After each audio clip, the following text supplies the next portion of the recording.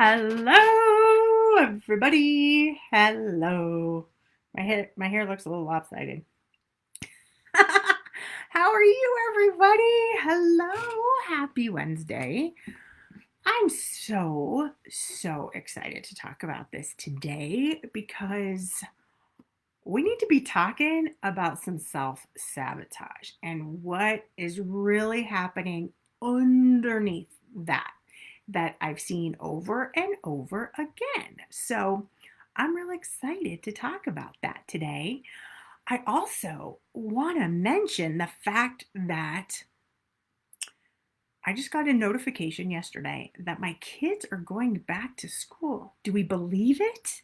I mean, they've been here pretty much minus 7 days um, in school virtually since March 10th of last year. Many of you remember that day with me.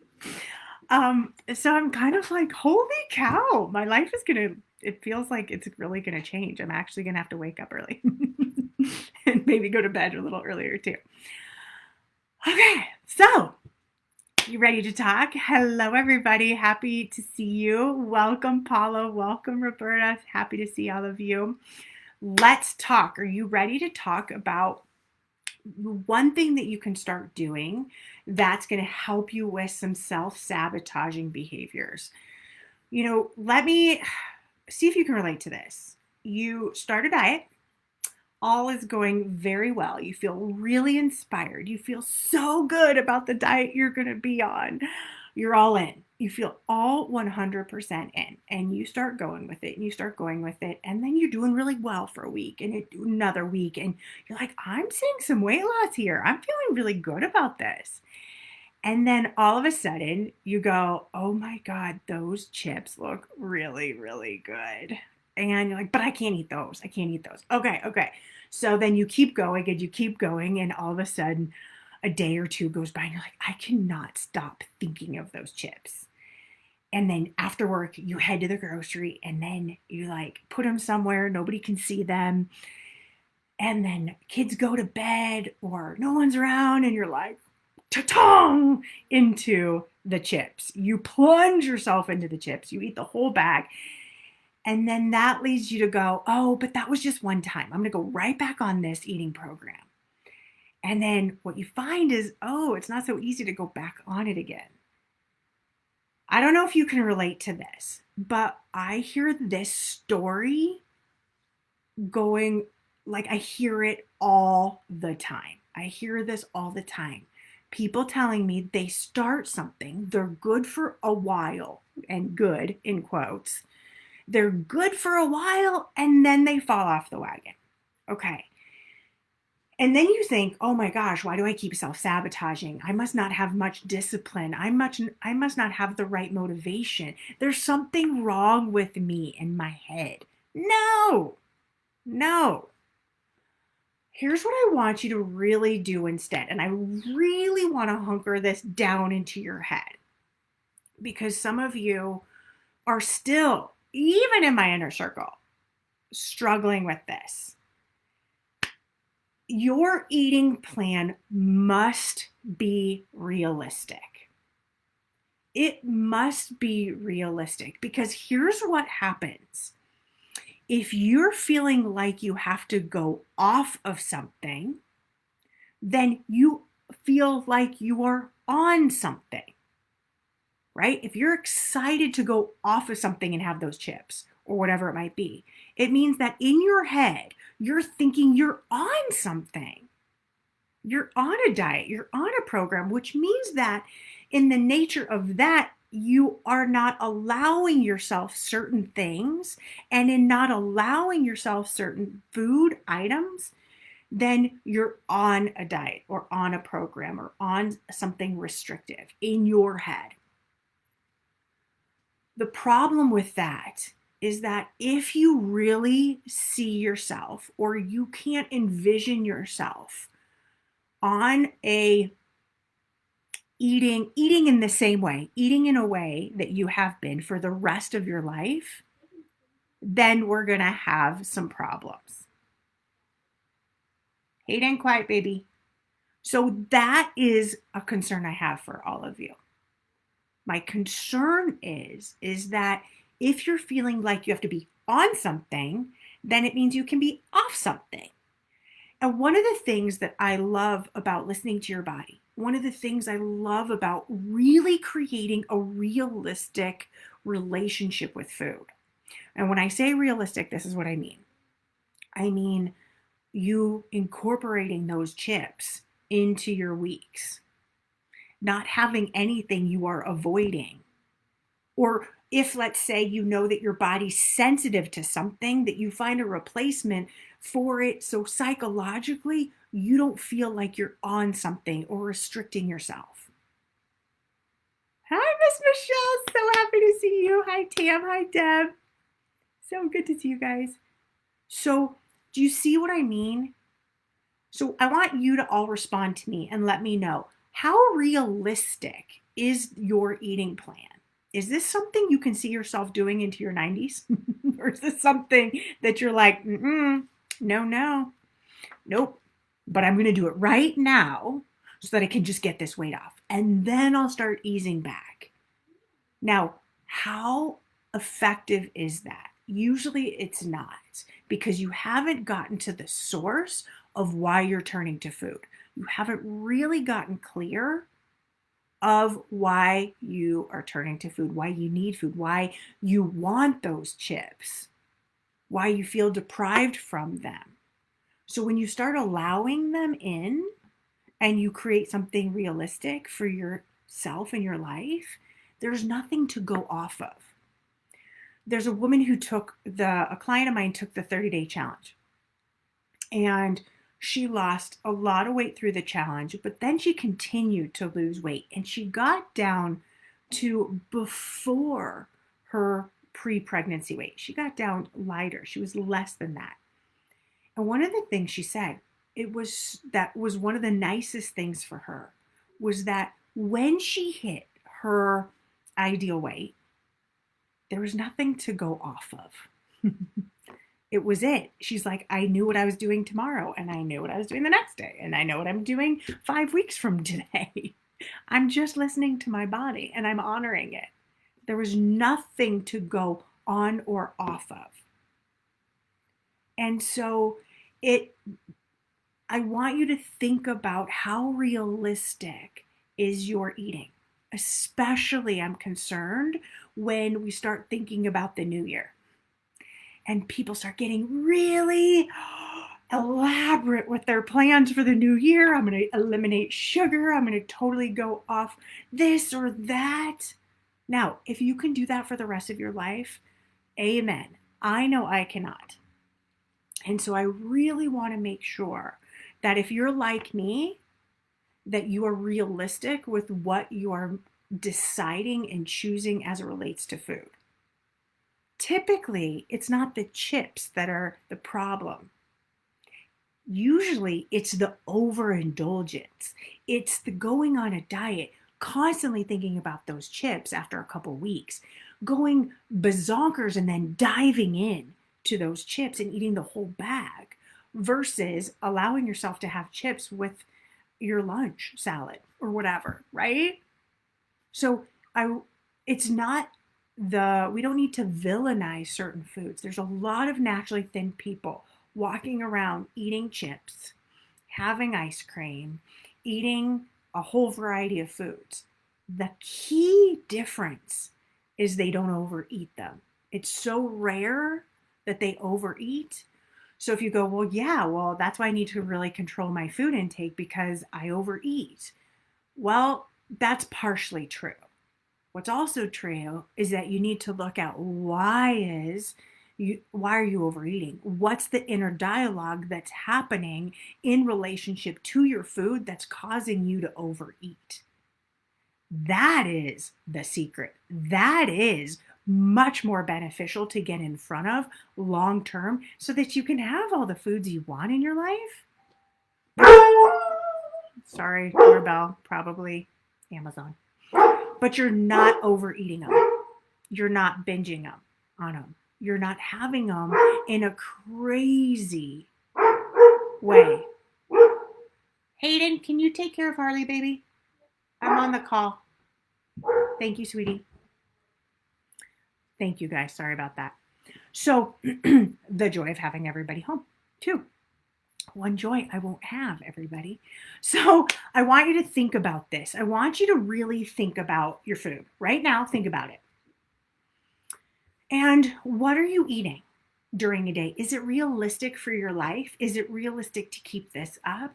Or does it feel very forced? Does it feel like you're having to work really hard to maintain this certain level of eating? And is there an opportunity for you to include some of these foods that you've been resisting, avoiding, feel out of control with, and slowly bring them back? So I don't recommend always going, oh, bring back everything, and then you feel out of control. But if you brought back a little bag of chips, like a lunch size, that can feel much more in control. And you say, okay, I'm gonna pour some of these out, and then I'm gonna clip the bag, and then I'm gonna just leave them there. And then if it's like you eat the whole thing, it's just a bag like that, right?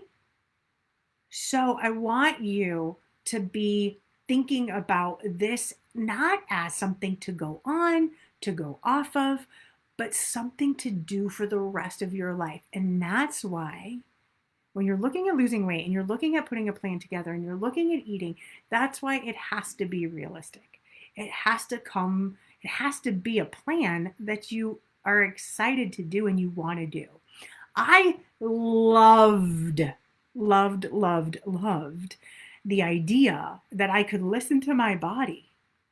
I could feel into hunger. I could feel into satiation, and I could still have my cake, and I could still have my cookies, and I could still have my chips. I could have those things in the container of when my body was actually saying it was hungry and actually had room for those things versus adding more food into my body. So, look at your diet plan. Look at how realistic it is for you to maintain. And if it's not, just start finding ways that you can realistic and that it realistically matches your life. And be careful as you start thinking about this new year, be careful about cutting things out, making things so rigid and so strict that your brain is going to combust. It's going to go panic, apeshit crazy on you, if you will.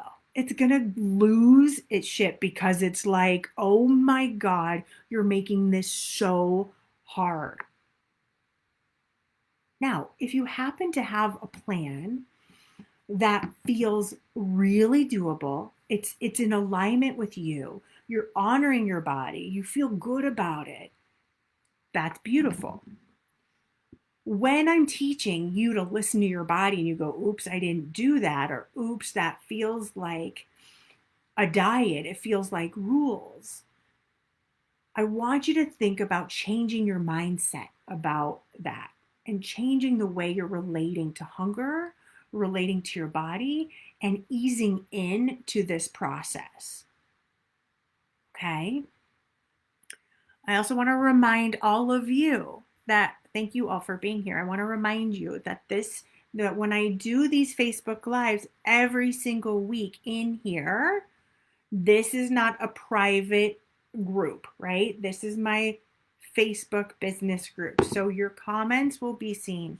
And so if there are any comments that feel uncomfortable, feel free to delete them or tell me and I can delete them. I want you all feeling really safe and comfortable to be here and safe to share, but also understanding that this is not in our private little inner circle. This is for all of you members of my thinwithin.com community who are wanting to lose weight and wanting to make a difference for your body. Okay? So let's look at some of the questions you have, and from there, I'm sure we'll talk more about this. Lizzie, you said, great point, from on something to eating happily this way for the rest of my life. Yes, that is an important imperative distinction for being on something to being, this is who I am. This is my identity. And I choose this identity. I want this identity. Now, I want to be careful because some of you really want an identity of, let's say, not having sugar. Okay, let's just use that. I want to have an identity where I just don't have sugar in my life. Okay, and I get that. The problem is if you're having a bunch of sugar and then you create an identity of not having sugar, some of you can go cold turkey. But if your brain is resisting you like crazy and you're seeing inconsistent weight loss, then what I would encourage you to do is be realistic about it. Say, okay, I'm gonna have sugar 3 times this week. And here's how this is gonna look. I'm gonna at the end of dinner, I'm gonna add a little something, something. We'll leave a little room for a little sugar there, and that's how I'm gonna have it. Okay?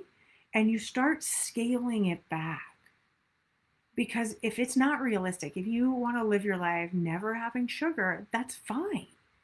Make sure that your identity and your actions are ready for that identity. Does that make sense? Or that it's ready to take that on full blast, or know yourself well enough to know that I need to move into that. I'm ready to move into that. And little by little, I will move into that. Because if it takes 6 months for me to slowly move into an identity where I no longer have sugar, and at the same time I didn't have any resistance along the path, and mentally I feel so ready for this and so able and so strong in my mind, in my identity, fantastic. Amazing. I'd much rather you take 6 months to create that identity than forcing an identity on you that where your inner 2-year-old, your emotional eating self, that part of you that wants what she wants, is going to fight you every step of the way. And so you stay stuck, you don't move in your weight, or you self-sabotage. Self-sabotage. I've had it's like this conversation has come up a lot this week where I just keep self-sabotaging and I don't know why. I'm like, well, what are you doing? What are you trying? And my client will say, I had a potential client who was like, well, the thing that I am doing is I am telling myself, I'm getting really strict with this. I'm using what I did in the past. And then I'm good for a couple weeks. And then I really just want to sneak eat and eat. And then I do that. And then I say, oh, it's just 1 time. Oh, it's just 2 times. Oh, just a little bit here and there. And then I self-sabotage. All right. Well, there's something feeling like you had to be on something and you're having to go off of it. You're good. You're bad. That kind of conversation is not helpful. You're not good if you avoided chips. You just avoided chips. Chips are chips. What do you want your identity to be and feel like? Kathy, you say this is a great topic. There's several people in the inner circle who are dieting, Weight Watchers, intermittent fasting, keto, and using other methods. Does that work in your experience? And does dieting need to end first for naturally thin thinking to really work? Oh my God, such a good question.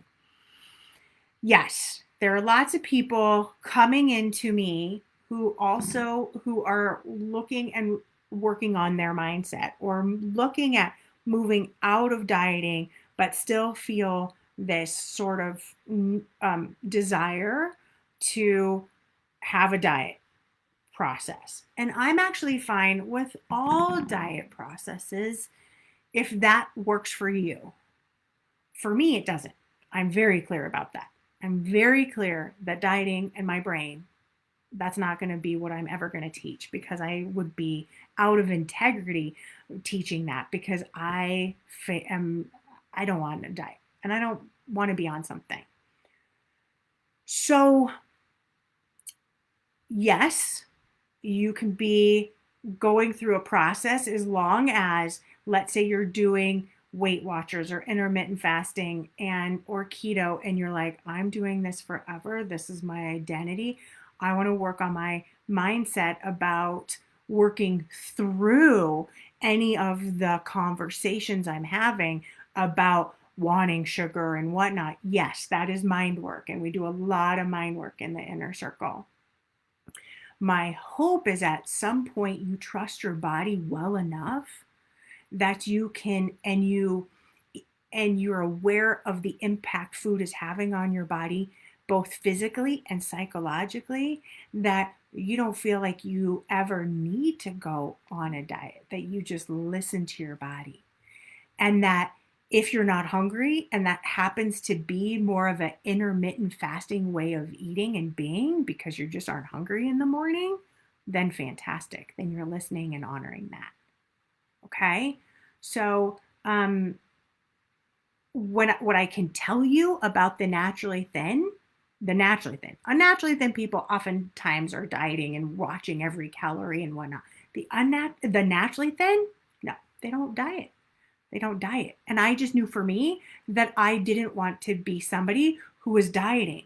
But I know lots of you feel like that makes you feel safe and comfortable, and you're working on your mindset so that it all works together for you mentally and emotionally. And I would say that's fine. I don't want to make anybody wrong because my identity is my identity. Kathy, your identity is your identity. It's figuring out what you want that to look like and to keep stepping into that and making that decision for yourself authentically, lovingly, and with a process that works and that you're not resisting and not self-sabotaging. Okay. Yesterday, I decided to see if I can go with only drinking hot water. I thought it would be really hard, and I noticed I was a little worried that I was not hungry. Is it okay for us to be hungry? It is okay for us to be hungry. I will not die. And this morning I was still not that hungry. I thought I would be sick and hungry. It was a revelation. Yes, like sometimes and so oftentimes I recommend my clients to just wait. I'll be like, if you're having a hard time feeling into hunger and really feeling what your body does with hunger, if you're open, pick a day and just wait and just see what happens for your body.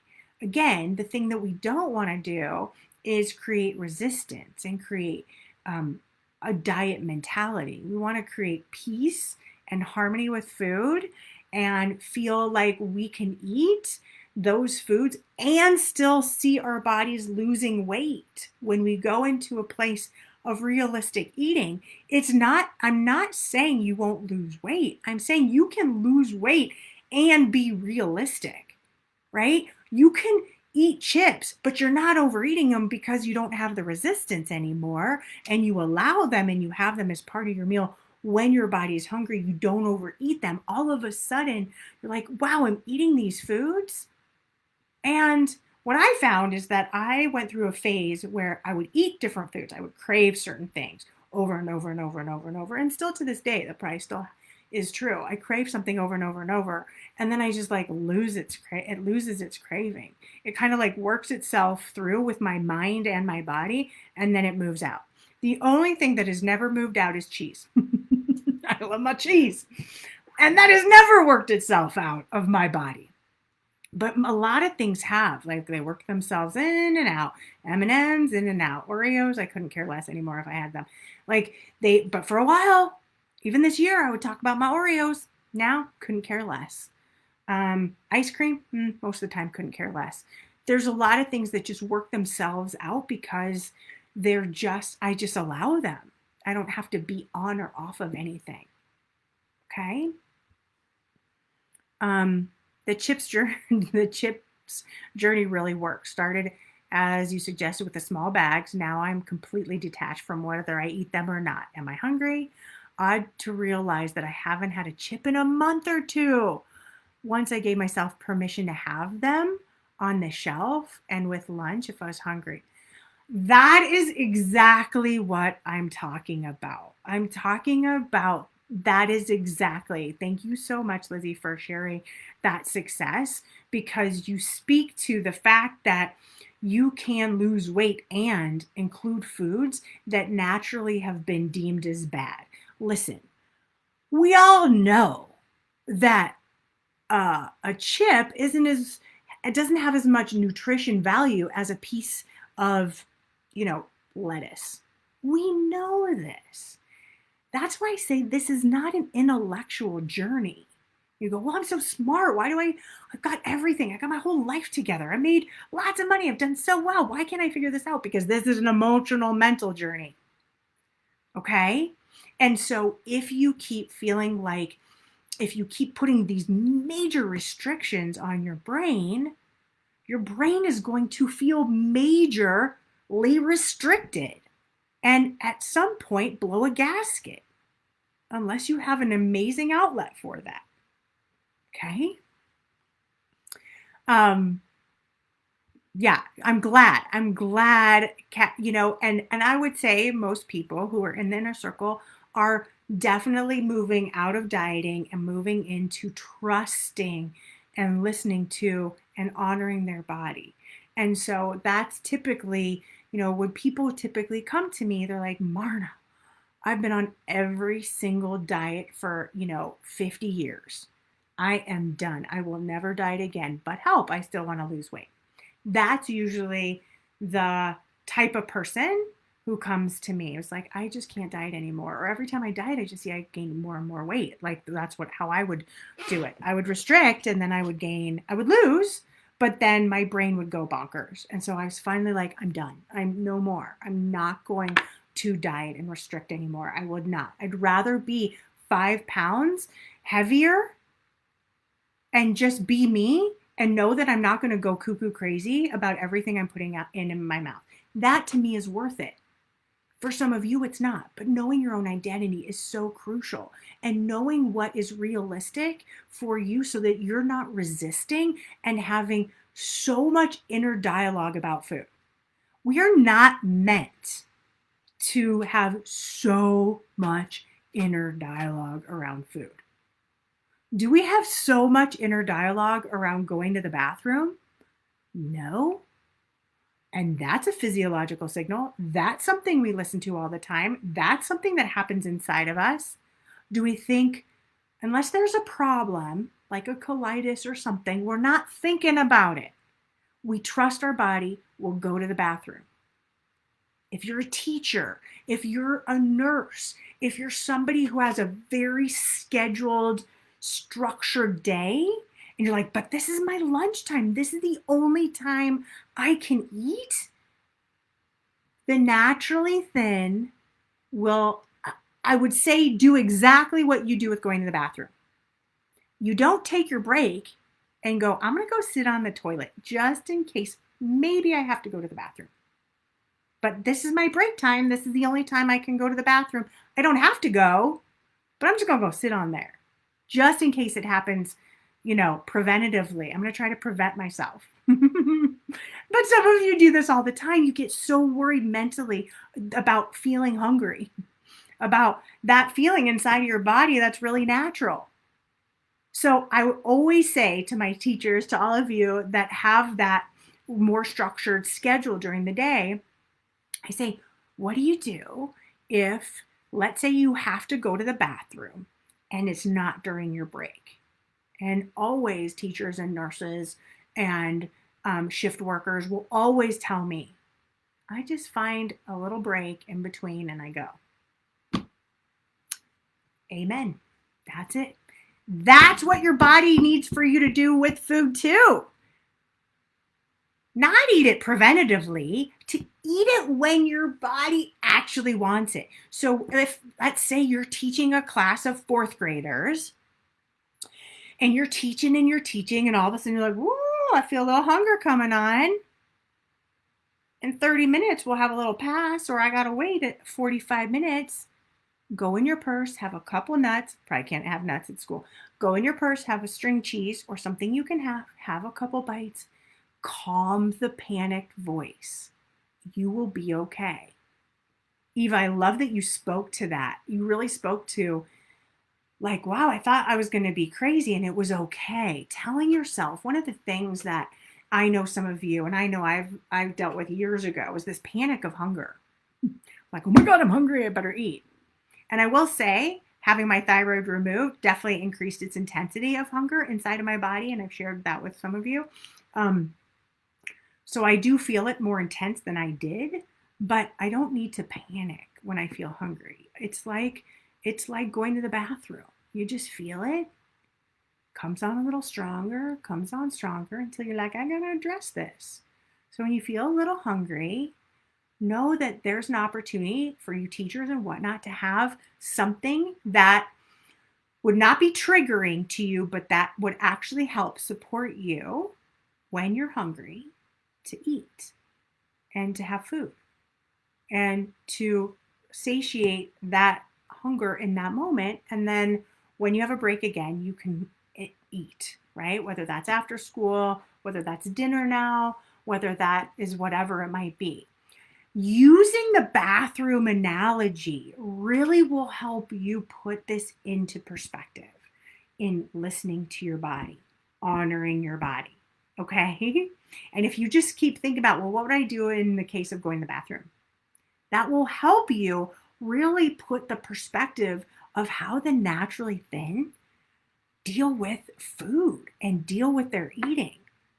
They don't panic. They're like, okay, I'm hungry now. I'm going to go eat.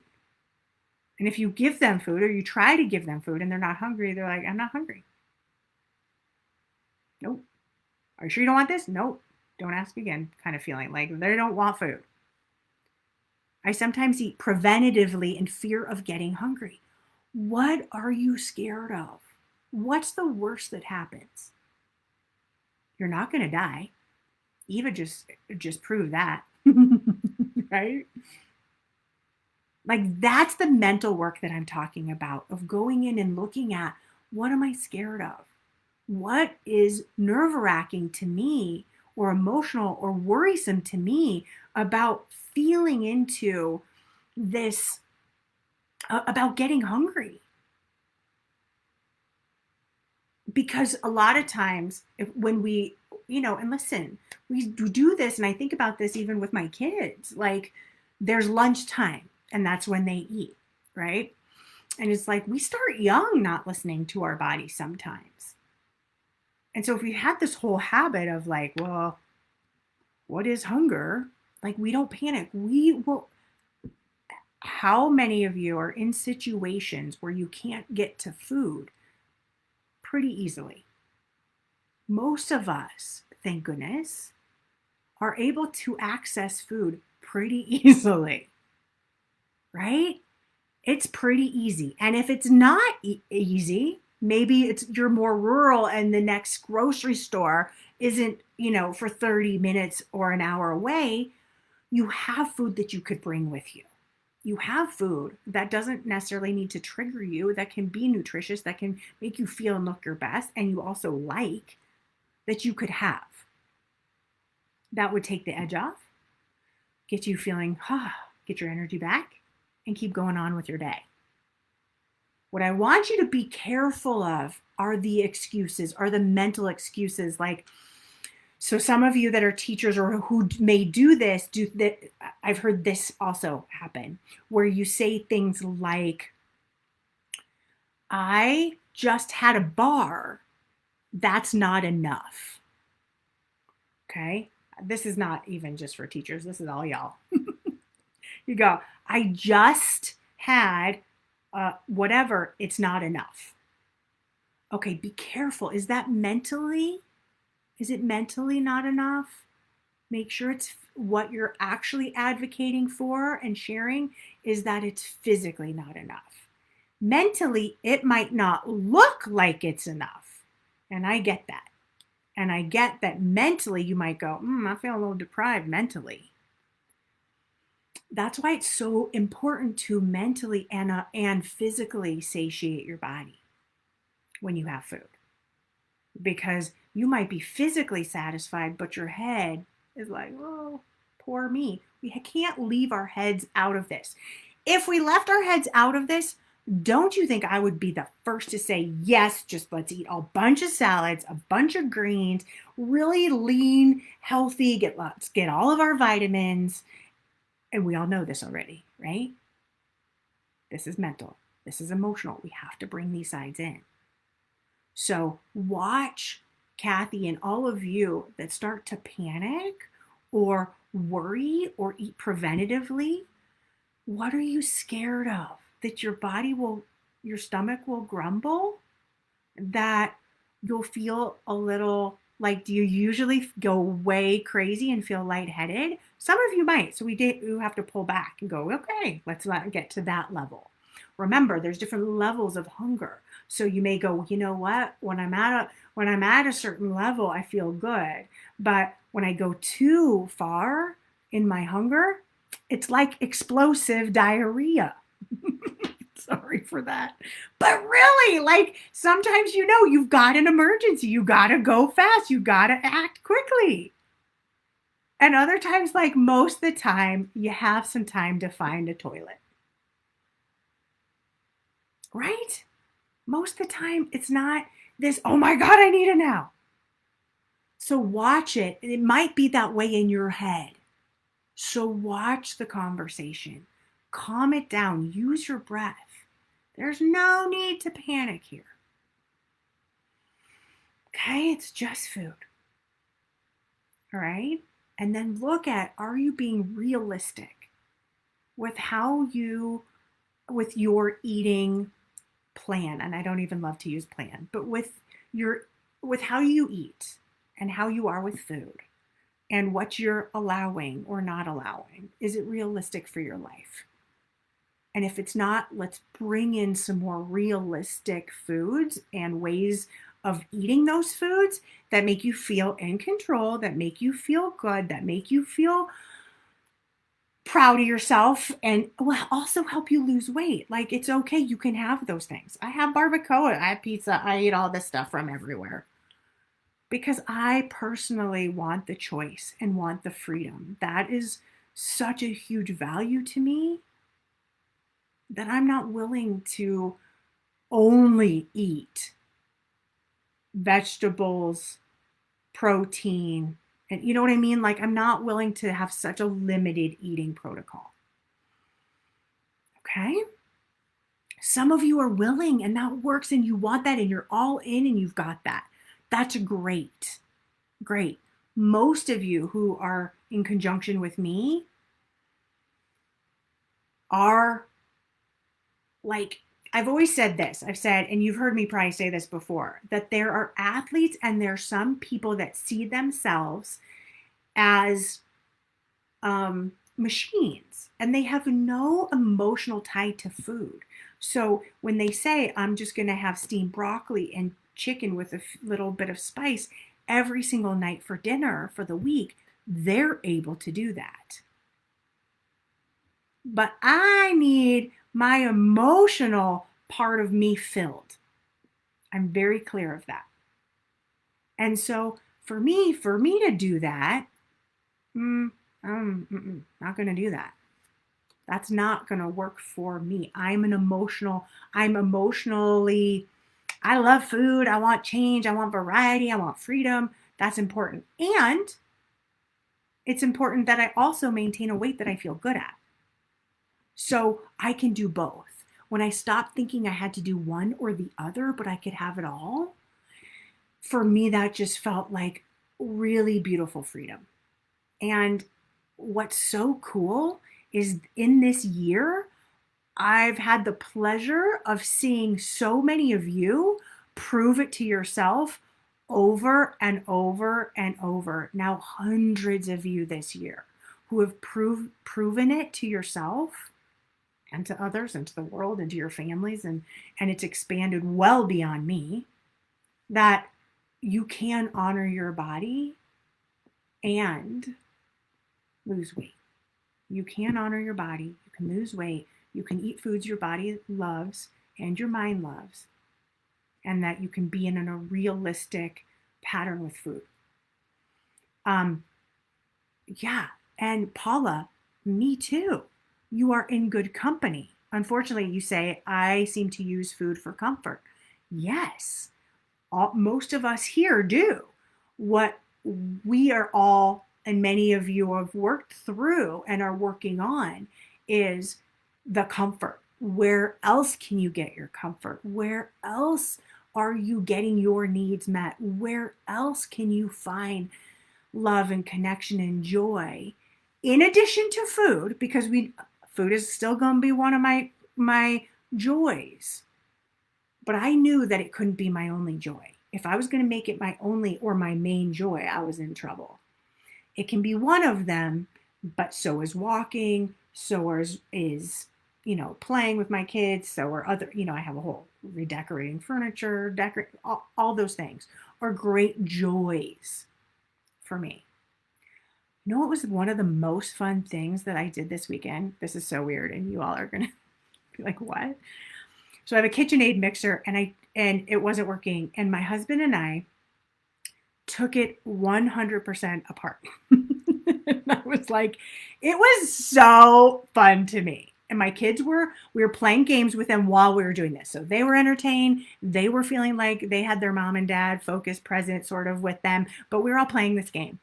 And we took this up totally apart. It's so fun to me to take things apart. It's so fun for me to decorate, to organize things, to figure out it's so exciting for me to figure out all of your brains and why you are choosing food and how to make it easier in your life. I just love getting in there. Whether it's a KitchenAid mixer or your brain, it's just so much fun. So yes, you're in good company, Paula. I want to expand your comforts and your joys for your life, okay? That's part of your journey through the mental work, through looking at your relationship with food. When you start to put food in its place and not use it because it's time or because you want it, because it's there, because you have it, when you stop using that quick brain mental reaction as often and you start really sitting with your emotions, sitting with your feelings, looking at what's going on under the surface. And you stop being scared of that, but open to it and open to looking inside your brain and seeing what's going on. That's when you will start finding that, yes, you might use it a little bit for comfort, but then you start finding the joy in not using it for comfort. I don't like it anymore to use food for comfort. It doesn't feel good. It feels like I have an issue that I need to work through. I don't like that anymore. I don't like when I overeat at a meal and I know there was something going on that I was not present to, and that it's an opportunity for me to look at that. Okay?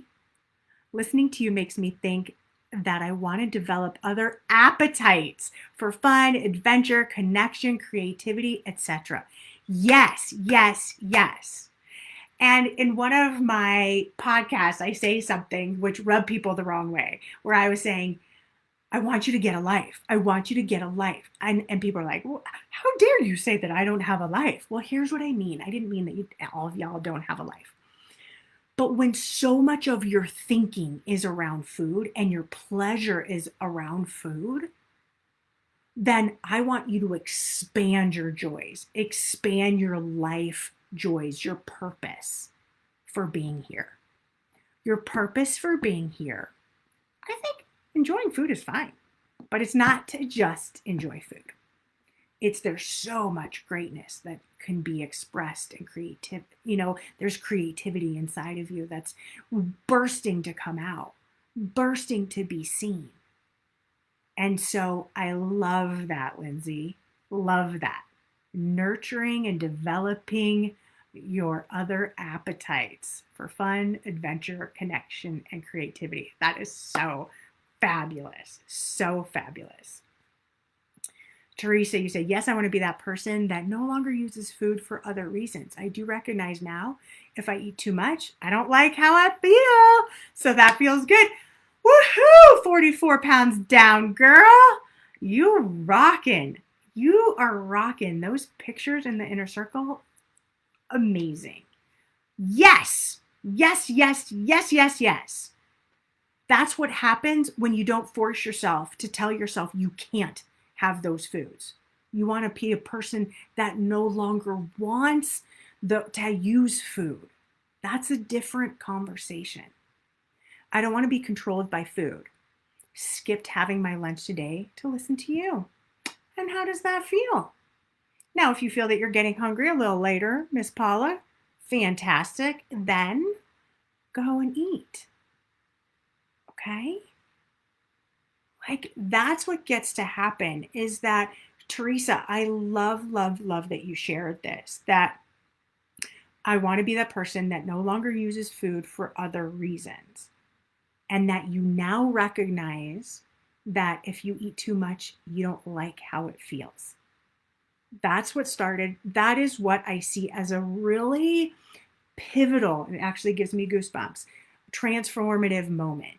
When you all of a sudden go from not being aware to how much you're eating and unconsciously eating and grabbing food to being much more aware and then going, you know what? I don't like the way this feels. I choose not to be this way now. I choose to honor my body. And when I don't, it doesn't feel good and I don't like it. So I'm going to go back to that. That's a pivotal, transformative identity moment. Awesome. I'm so, so happy you got there. Congratulations. So good. And I'm so proud of you. Right? So, so, so proud of you. See, Lizzie, you always get my sense of humor and things. Get a life.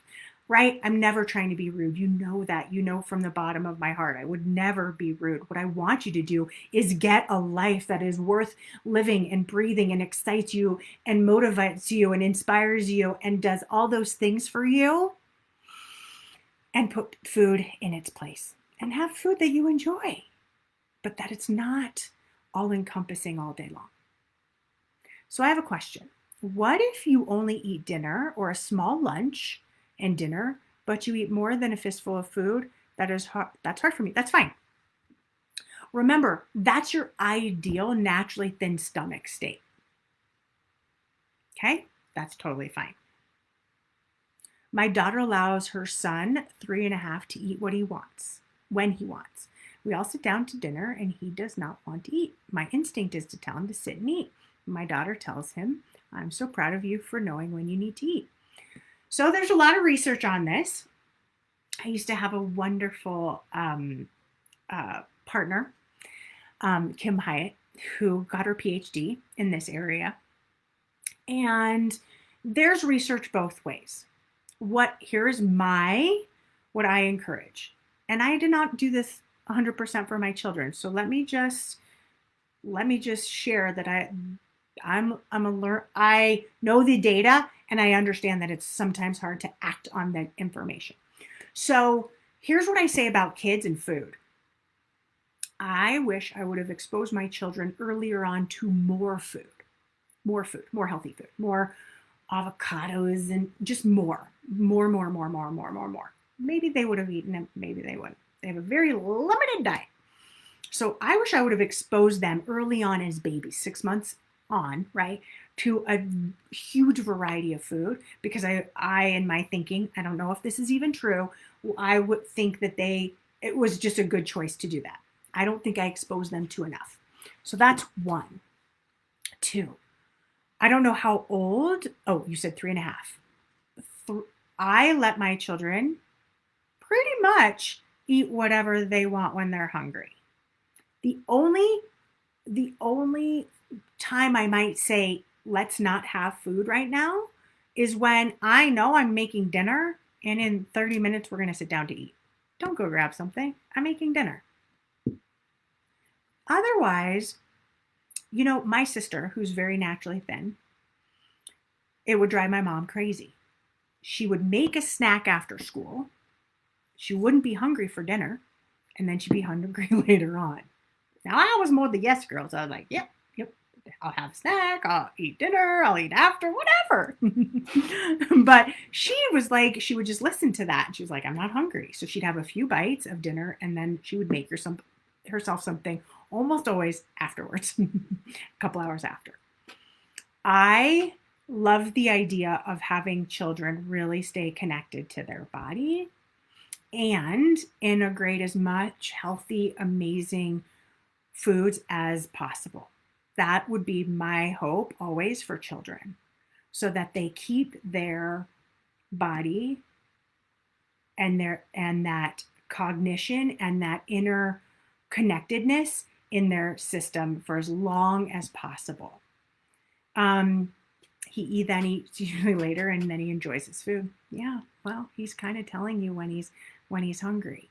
Now, if there's a way, let's say he's eating right before you all sit down, then I would expand that. I'd be like, you know what, sweetie, let's just wait for a little bit longer.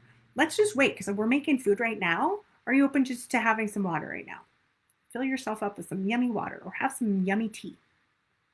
Right? My kids love hot tea or whatever. Like, and then try to make it so that everybody's sitting and eating at one time. But there are many times where my son may have 4 bites and he's like, I'm satisfied, as well as my husband, as well as my daughter. My daughter sometimes has breakfast. My husband never has breakfast. Once in a while on the weekend. They just don't. I am a mix. I sometimes have breakfast, sometimes don't. My son, if he doesn't have breakfast, he is not a nice human being. And like, it is very clear he is really hungry. So he eats a ton for breakfast, usually. So see how it's all varied and different? And I don't ever say or eat more, have more. What I will say with vegetables and some of those things that my kids are reluctant to eat, I'll say, I would love it if you tried it. And they understand why.